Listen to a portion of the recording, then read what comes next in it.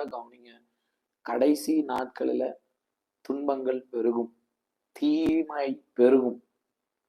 So உங்களுக்கு நான் scriptures மூலியமா நான் நிறைய விஷயங்கள் நான் காட்ட விரும்புகிறேன். ஏன்னா கர்த்தருடைய வசனத்தை நம்ம இங்கே கண்டிப்பாக நம்ம தியானிக்கணும்.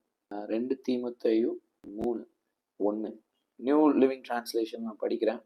You should know this, Timothy, that in the last days there will be very difficult times.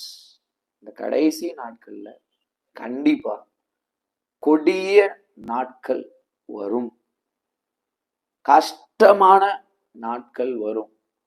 இந்த கஷ்டம் அப்படின்றது ஒரு இண்டிவிஜுவலை குறிச்சு பேசவே இல்லை, இந்த ஹோல் எர்த்தை குறிச்சு தான் இங்க ஆண்டவர் ப்ராஃபஸி பண்றாரு.